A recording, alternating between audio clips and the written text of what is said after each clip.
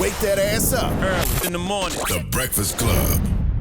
No threesomes. Morning, everybody. It's DJ MV, Angela Yee, Charlamagne the Guy. We are the Breakfast Club. We got a special guest in the building. Family in the building. Amanda Seales is back. Seals. Hey. I just heard Amanda whisper, "No threesomes." Right as we were starting, I'm like, Jesus Christ.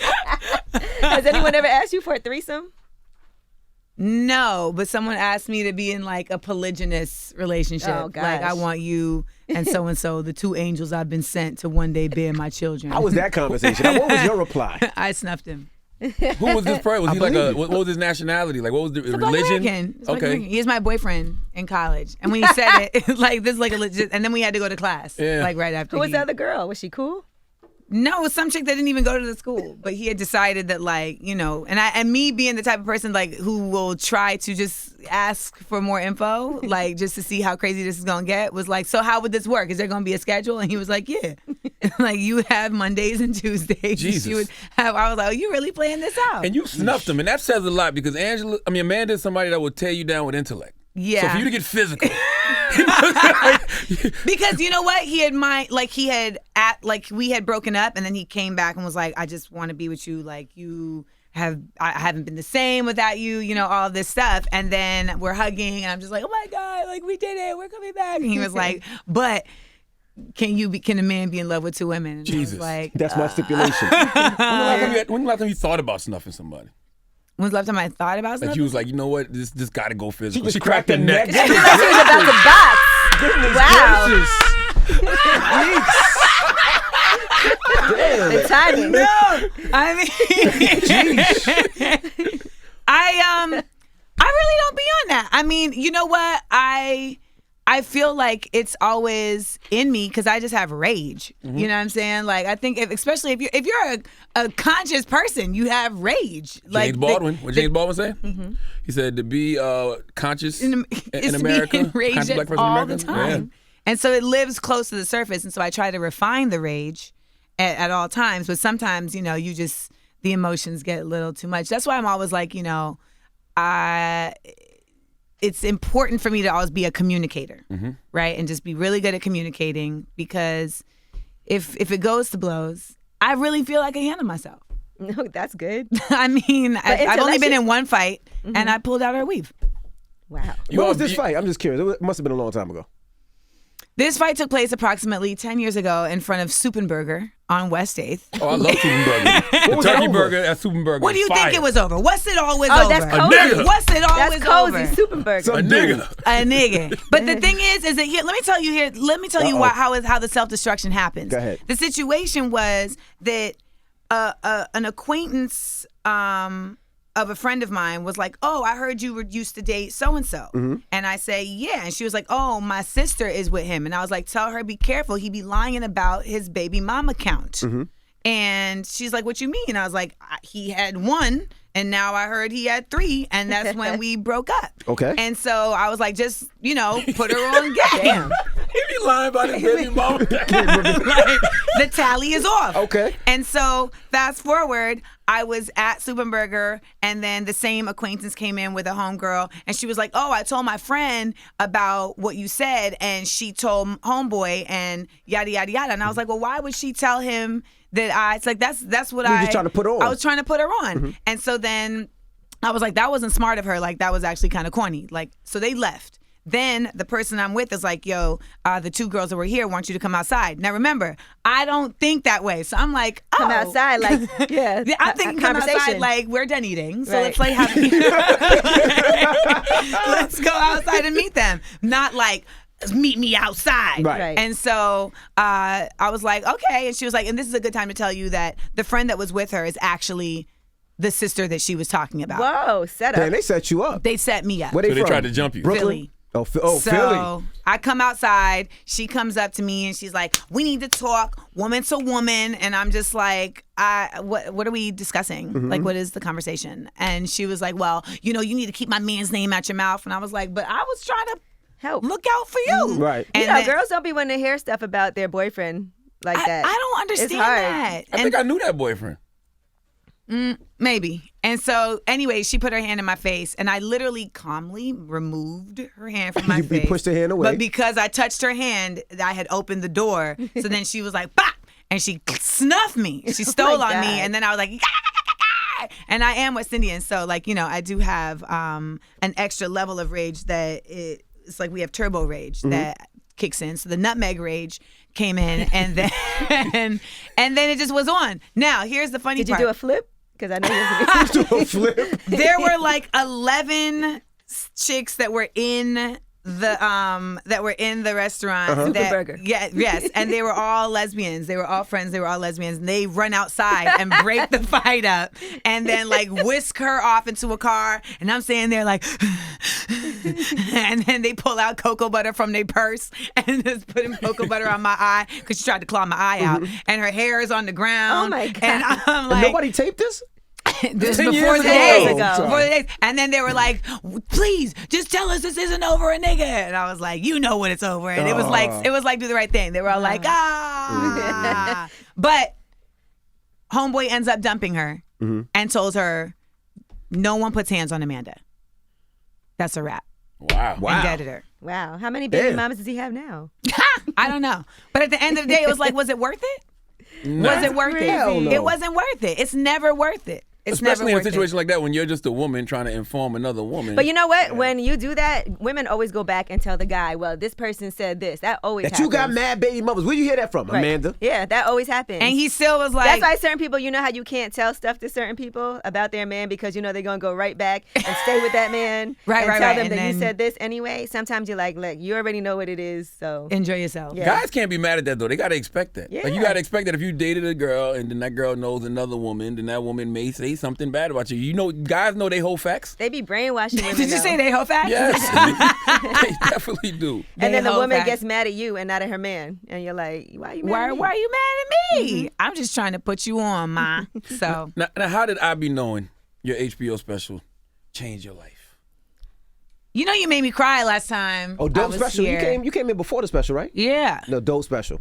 We didn't tell you after, but dope Yeah, special. amazing. I told her. Thanks. You don't have her number? Very dope. I do. What's wrong with you? Get in there. I think I did tell you that. I did.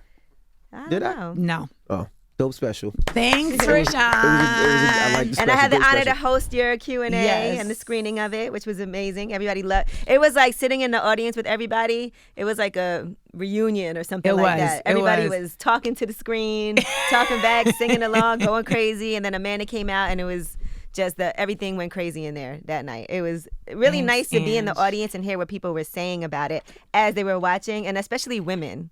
I think there were so many things that as a woman you could relate to because it was like funny, but it was also just really conversational.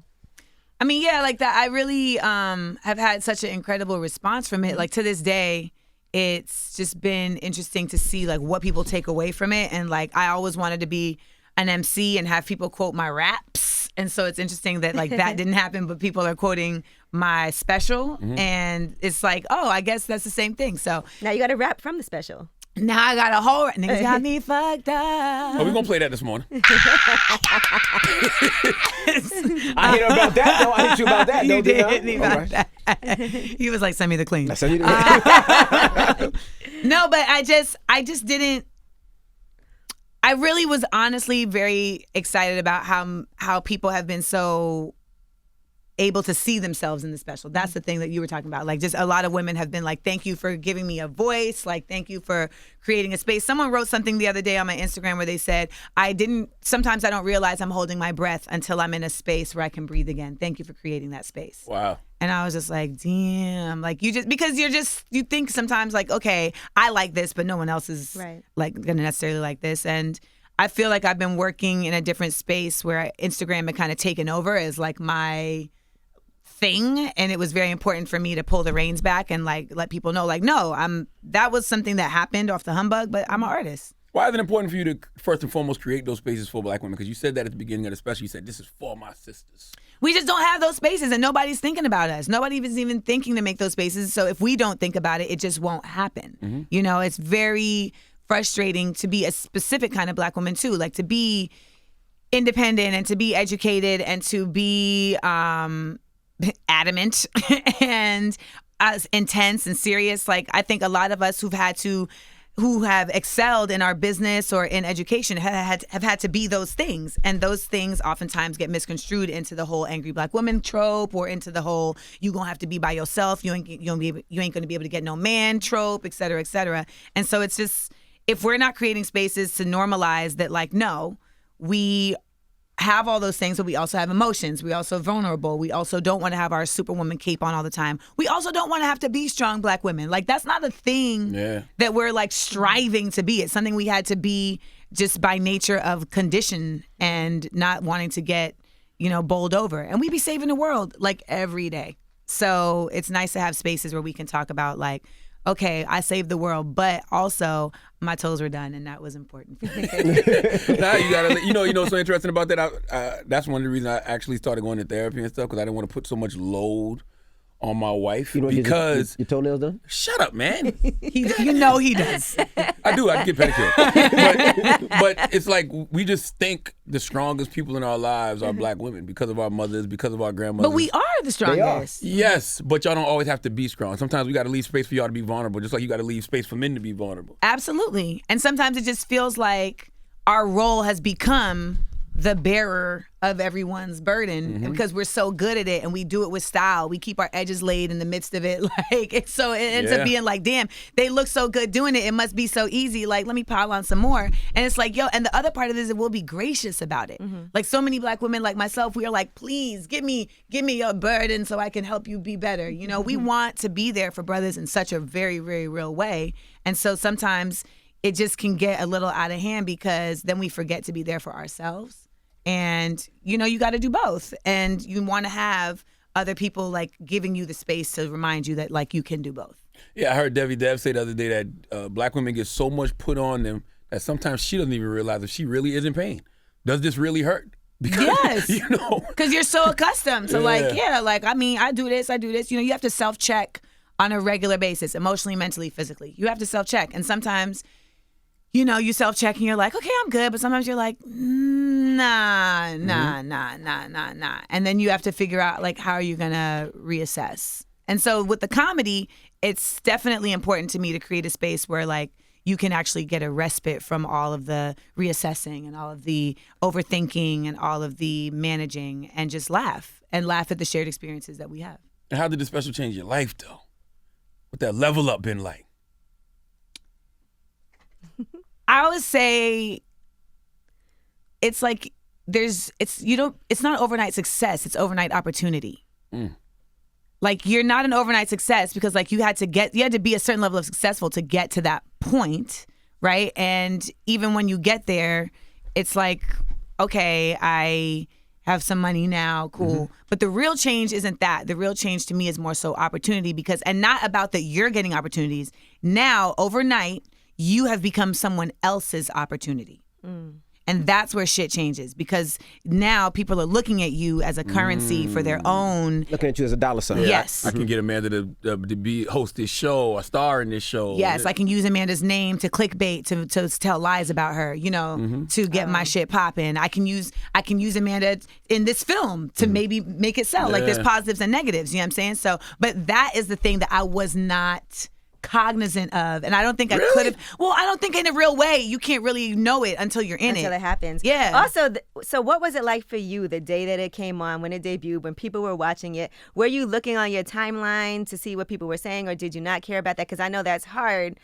That's a hard thing to do, but where were you when everybody was watching it, and what were you doing? Had a screening in LA with, like, my fam in LA. Like, my mom was there and my friends. Like, it was really actually like a very warm room, and I actually had a lot of people from New York that were out there. So I wasn't looking. But what was cool was, like, people hitting me. Right. And to this day, like, people just will hit me, like, I've definitely, like, literally this week, I had 2 different, like, people I've known for a while, like, hit me out the blue, like, I watched your special, and people that I did not expect to hear from, and were like, I watched your special on the plane, and this is great, and thank you for doing this. And someone said, they were like, you're gonna be good at this for a long time.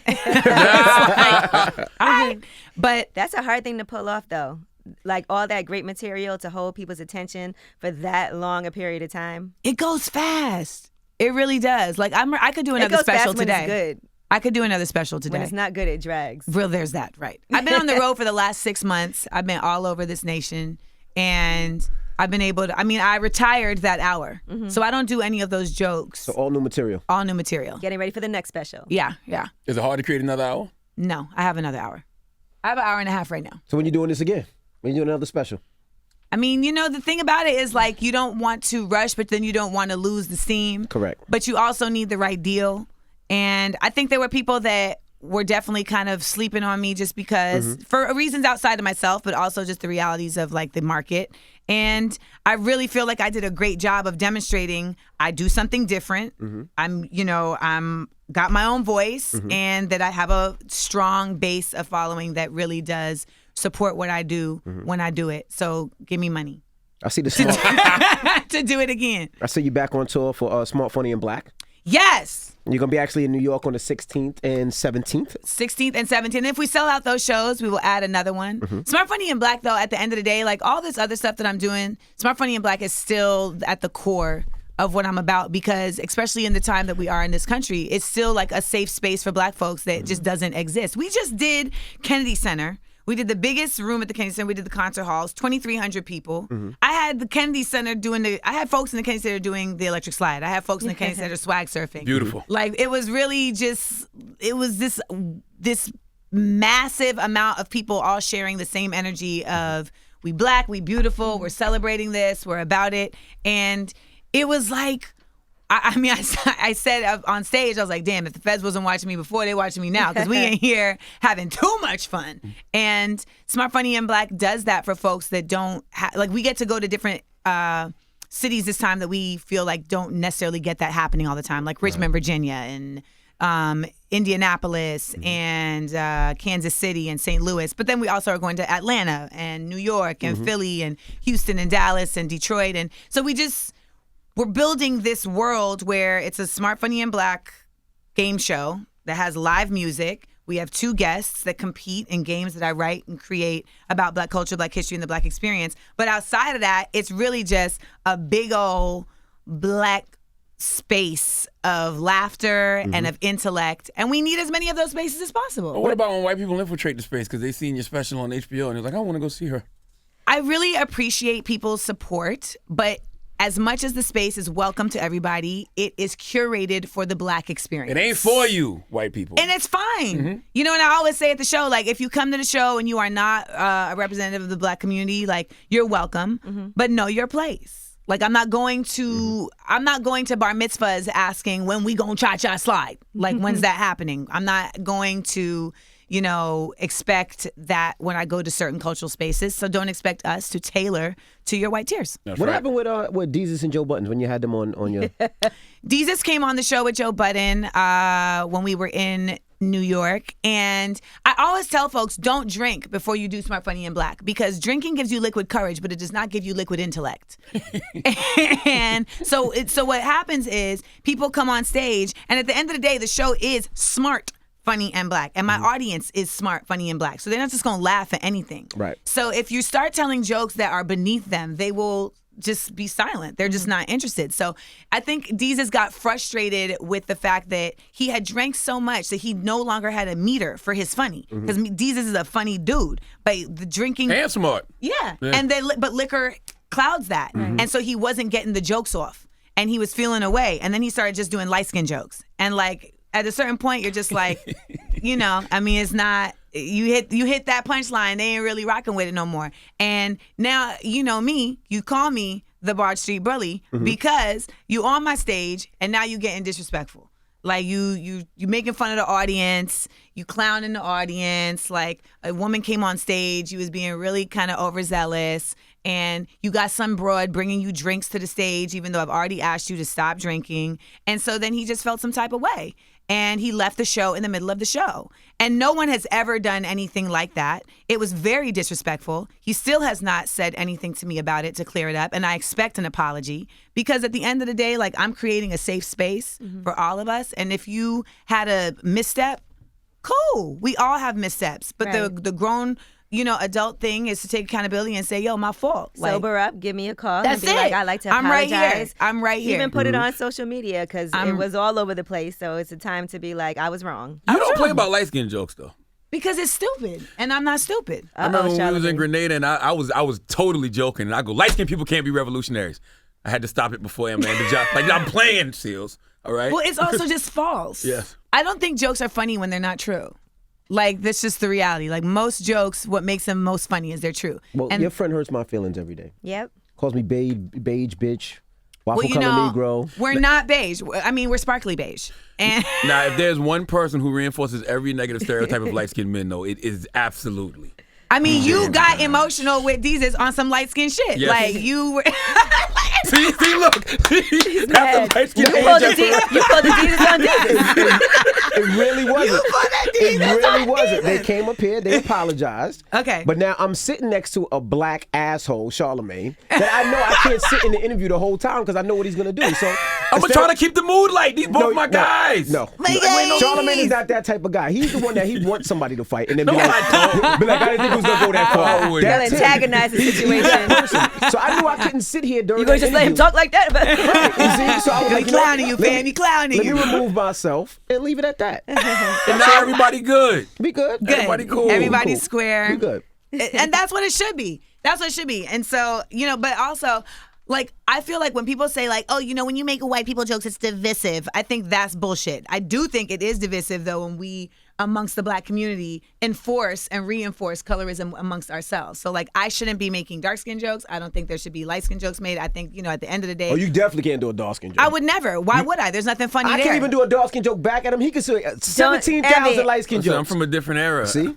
I'll be sure Christopher Williams used to get that slander. Like, See? it just is what it is. But it's not even funny. It's not funny. I cheered when Nino Brown stabbed Christopher Williams in the game. I never liked your pretty ass It's hurtful anyway. to envy. It's not funny. It hurts me. So It stop doing hurts it. for Sean and the capital A and lowercase a in his name. It hurts him, and I get it. I understand it. But I just feel like there's just no place at this point. And then it just gets out of hand, and then people start, being disrespectful. Like, right. that's what it goes from being like lighthearted to like disrespectful. And at the end of the day, we was all slaves. So let's retire these light skin We were jokes. all slaves. Like, some was in the field, some was in the house getting raped, and I'm the kind of motherfucker where I feel like I would have been in the house. Like, put me in the field. I don't even want to be in here with y'all. Put me in the field. Nah, you'd have been on some that. You'd have been Nat Turner. You'd have been. So you gonna stop light skin Harriet. jokes? Huh? You heard me. Not with you. See? I don't know any other way to describe you. See? It's just, No any other way to describe you. You foul. You foul. You took a little social media break for a minute. Why was that? I took a social media break because I realized that I had not adjusted how I was interacting with social media, even though my social media had shifted. Like, I went from having 40,000 followers in like June of 2017 to almost 1 million by the end of the year, or by the time I did in this year, so by March. And I was still operating the same way, where I'm like trying to interact with everybody, and then I'm clapping back and doing all type of stuff. And it's just like, this is not healthy. This is, and I also got like hemmed up in a silo of lies that got me a lot of death threats and people attacking me and all type of shit on these was internets. going for your throat. They were going for your going throat. through my whole throat. They were. And it's always a continued narrative of like Amanda Seales hates black men, which is just so tired and false. And it's just like, I'm only human. I can only withstand so much. Just watching lies about myself be continuously purported by people, and also by women. I think that's really what annoys me the most, when you have women that like take time out of their day to like come at me and be like, you lying ass heifer, da, da, da, da, da. And I'm just like, but the facts is in front of your face. You just wanted to get at me. So when you see And they've that, always wanted to get at you. they've always wanted to They've get been mad waiting for at an me. opportunity. And they're waiting for an opportunity. They found one and they want to come for my neck. And I'm just like, you know what? In the words of the Woo, I will protect my neck. And I will go to Grenada and mind my business and end up doing, a beautiful photo shoot in Grenada that you can now see in Essence. And so, and that's what's always funny. It's like on the internet, you find out that you just really get to see in real time, like people taking time out of their lives to hate you at the exact same time that you're literally doing like your favorite thing in the world. So you're like, let me just stay off Let of me this. just So I don't stay have to pay off. attention to it. And the problem is that people also don't listen to things for themselves. No. They'll take like a little clip Snippet. or somebody else saying something and feed off of that and never go listen to the actual what was said was this. And you can say it a million times like, no, that's not what I said. But That's then why you're it's like, I pointless to give even up. try to clean it up. But that's why I'm really trying to just really reiterate and encourage folks, like, you are smart enough to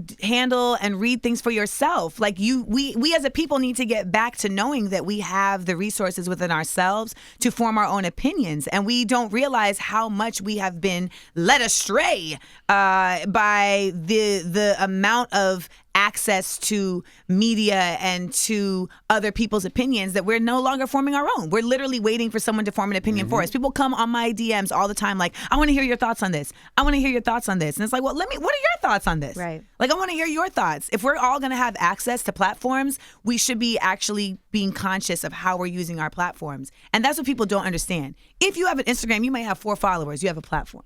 Like, I'll see people who will be like, oh, well, that's just an act that they do on Instagram. You know, that's not really who they are. Or like, oh, I'm just posting that for my Instagram, but that's not really what I believe. And I'm like, when are we going to start actually admitting that the internet is now an extension of your reality? And if you are on there being fake, then you are fake. Like, it's not virtual. Social media is not virtual reality. It is actual reality. It's an extension of yourself. If you're on there doing some fuck shit, then that means you are doing some fuck shit, not some other person who exists in social media land. So for me, I'm like, yo, you need to check yourself, Amanda. And I did my own self check during that time. Like, how are you adding to the things that you're complaining about? You know, like with all the clapping back and with all the calling people out. How could you be better? So that's when I shifted and decided I need to be more about calling people in versus calling them out.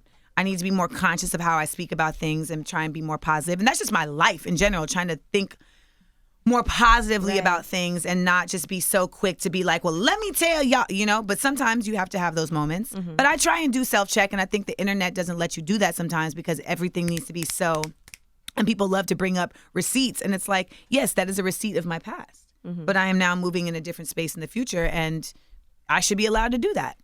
Amanda Seales knows she's an acquired taste, though. I'm not for everybody. Exactly. You know that about you. 100%. But I think that's real self-awareness when you realize, like, I'm not for everybody. Like, and nobody should be for everybody because that's loose. Like, who even has the bandwidth to be for everybody? My whole thing is that if I'm not for you, chill. That's it. That's all I'm saying. Like, if I'm not for you, you don't need to come and get at me. Like, I'm just not for you. There's so many other places for you to be than in my timeline telling me you don't like me. And you got to realize that people really don't know you at the end of the day. They really don't. And what's wild is that, so I could be on Instagram and have all these dashes in my Insta story, and it still only adds up to 6 minutes of my day. And people will judge you off those 6 minutes and think that, like, you spent your whole day ranting. It's like, no, actually, I had sex like 3 times today. Like, I passed checks. Like, I hung out with my cat. I had a great day. I had a great day. I did an entire show. And in the midst of that, I talked some shit. And you watched me get my makeup done. Word. Do you think black women being sidelined in comedy is over, or is the landscape changing? No, it's not over. I mean, I'm one and I broke there's a through. long way to go. And even I'm, you know, still like, you know, a light-skinned chick from a very specific point of view. So there's definitely a long way to go. And I think the reality, though, is that it's part of my responsibility to be an integral part of opening that space. So that's why I do Smart, Funny, and Black and, you know, create spaces where we can give people bigger platforms and bring them up on stage and have them be guests. That's why I have my podcast, Small Doses, and we can have folks come on. And that's why I want to have a festival, the Smart, Funny, and Black Festival. You know, we just did a takeover at the Kennedy Center. That'd be dope. And I headlined 3 nights at the Kennedy Center. And I want to go back next year and do the same thing, but during the day have programming that gives, you know, space for other comics that fall under the umbrella. But it ain't. Patriarchy ain't over. Even when we have comedians up here and people are like, okay, who are the top comedians? They never say a woman's name. We haven't had a shot at the top.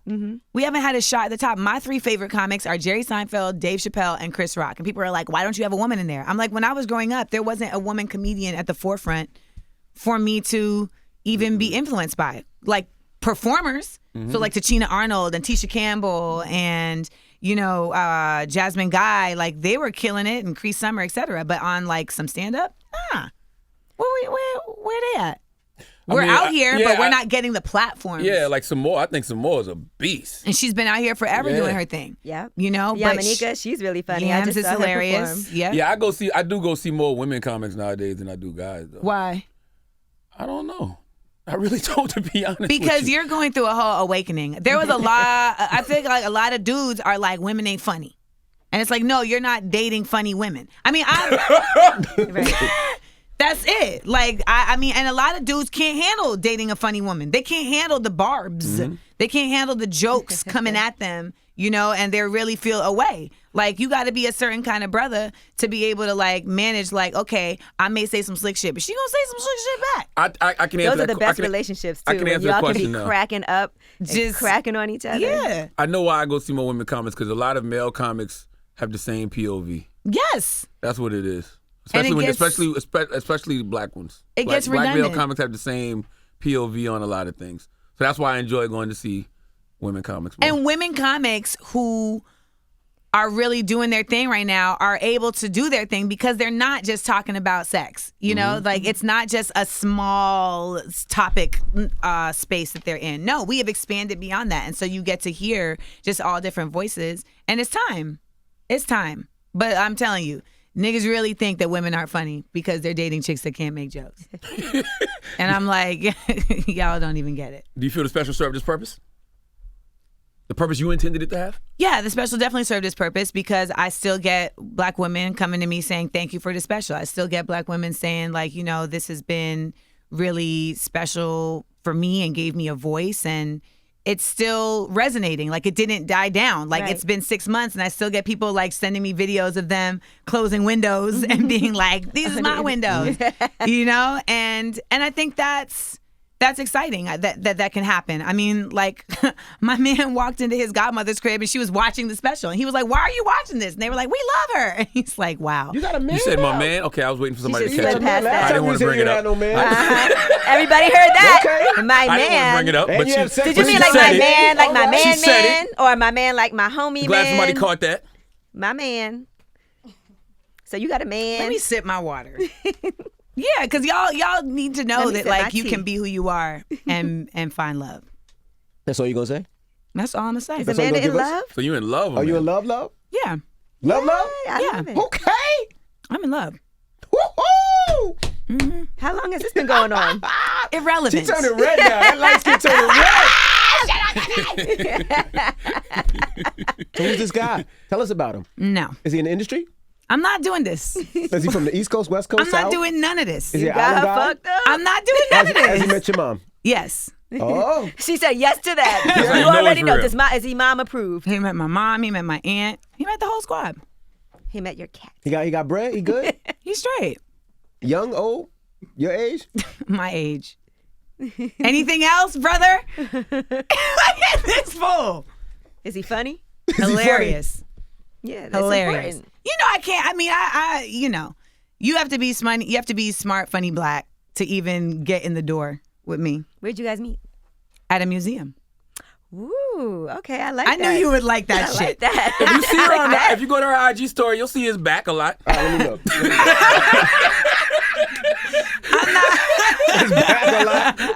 If you want to meet him, he's right here. That's him out there? Yeah. Oh, I didn't know you were out there. Hello. Ange be on it. Y'all done slow You know, I peeped it. I Oh, went the to say shooter. hello. That is- okay. Y'all was kind of on each other's laps, but I was like, that could be the shooter. So I said, I didn't even realize he was out there. They was hugged up on the couch. I was like, okay. Well, that's I see beautiful. what's going on okay, here. The fact that he's traveling with you, playing his Early in the position, morning. beautiful. That's great. I hate y'all so Says a lot. You're super red right now. much. All right. Yeah. Well, she's got to go because she has to have sex Anything 3 else? times He today. must know you talking about him. He must know you talking about him. He just looked in there. Everybody's Now, looking at last him time now. you were here, you said if you had a man every morning. Yeah, I'm about that life. Okay. How does he feel about niggas got me fucked up? He was like, baby, this a hit. There you go. There you go. That's all that He matters. was like, that's a hit. Because, but at the end of the day, like, you just want to be able to have somebody that you can bounce things off of and that listens to you and you can listen to them. And I will say, like, all of this is a learning curve. Like, you just realize, like, that there's just different paths to every relationship and how things grow, and that you learn things about yourself and about each other and patience and all of that. But you also are I'm just older. I'm older, so I find that I'm just having to just really look at myself and my triggers. Ooh, that's something that you learn about in a new relationship. Like, oh, that's a trigger I didn't even know oh my God, I didn't even know I had that. And so that's been, but it's just nice to be growing, like to know that you're growing and to know that you're evolving and that someone is trying. Like, that's the thing. I think a lot of women get frustrated with the fact that, like, they don't feel like someone is willing to just try to, like, get over the hump. Like, because it's a hump. Yeah, you got to make that effort. It's not going to be just, if you're, listen, I always say a revolutionary woman's love will not be won passively. So, like, to me, when you rocking with someone like me, like, the easy doesn't come in the beginning. The easy comes on the other side. Like, we going to go through the rapids and then it's going to be serene. But it's because, like, you're dealing with someone who is an established human. Like, I have had to be me at the full extent of me for my whole life to get to where I'm going. Right. So that's not very malleable. You know what I mean? Like, you're working with granite, not clay. Okay. So you got to chip away, and I have to be willing to allow that to happen too. And that has to happen with the other person, because if you're like me, you're going to be with somebody who is in the same boat. I don't want no nigga I could just walk over. I don't want no dude that's just going to be like, whatever you say. Like, I'm not trying to reenact Coming to America with me as Prince Hakeem. You know what I'm saying? Like, that's jump on not one the leg move. and bark like a dog. Nah, but you have to respect each other, and it's like sometimes that can be a journey, and also it's just the realities of, like, where you're coming from. Like, we've all been through shit. At this age in our life, we've all been through stuff. Damn right. And your baggage is real, and it's very hard to not put your baggage at the door of your temple and have someone crawl over it to get to you. It can be very difficult. So at the end of the day, it's like, okay, well, let's unpack this all together. And that takes time and patience and dedication. And you just want to, a lot of women in my boat feel like they can't find somebody who's willing to do that with them. They really do. And I get it. And I mean, you don't know how long things are going to last, but it's at least nice to see someone show effort. The effort, right. Like, to show the effort and show a will of to say like, okay, you in a space over here, and I'm gonna see what's up with this space. Like, I may not, like, and I'm someone who's like, yo, shit may not last forever, but at least, like, someone being willing to say, let me at least try. Like, let me, in a real way. A lot of these dudes that I've dated, especially like from LA, and they look good on paper, they're so like, you need to be, they're so about them being the catch. Right. That they don't feel that they need to adjust. And I'm like, well, I know I'm a catch and I'm willing to adjust. So why can't it be symbiotic? There has to be symbiosis. And a lot of brothers don't understand that the women that they claim to want are not going to lay down. We're not in state property. We're not get down, lay down. Like, we are, okay, let's both step up. Like, I always, Well, first he of all, always laughs. as soon as I look up what symbiosis means, then they'll He get back always to you. laughs. He always laughs because he said to me, calm down one time. And I was like, nigga, you need to calm up. And it's like, Calm up. because what I was saying was like, you're being too chill about this issue. Like, I need you to elevate to where I'm at right now about this issue. What was the issue? It's irrelevant. But the point is that we all have to try and be our best selves. And sometimes in relationships, like, it's so easy to regress. It's so easy to just, like, go back to our previous dysfunctions because it's comfortable. And the shit that's really difficult is, like, being honest with yourself about, like, how am I continuing my practices that got me in the bullshit before? Right. You got to learn from your past relationships and grow. Woo! And that's, then you standing in the mirror like Mary J with black lipstick on. And so, So Amanda's happy. I am. Good. Well, I'm that's even good. happy when it's not good. Well, good. Well, y'all cute. Okay, I walked out there. I was like, okay. Well, let's I got to look again now. Well, I gotta look let's again play now. Niggas Got Me Fucked Up. Her man says it's a hit. How would he know it's a hit? Is he a rapper or something? Please play the record. Well, introduce the record. He produced it.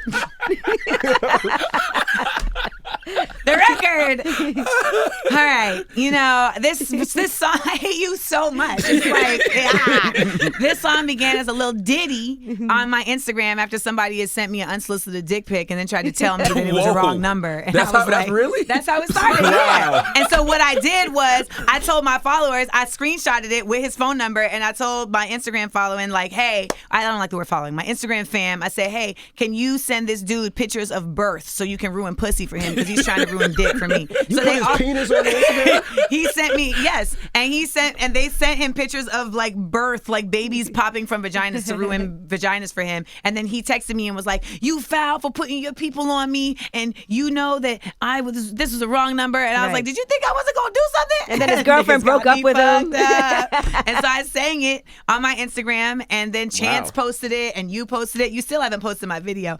And Yes, I did. when? I did post Posted it. my music video? Yes. Oh, you didn't tag me. My fault. My fault, I God. did. My fault, God. I will take accountability in that I made an error. Did you? And You're supposed to be introducing this record, you know that.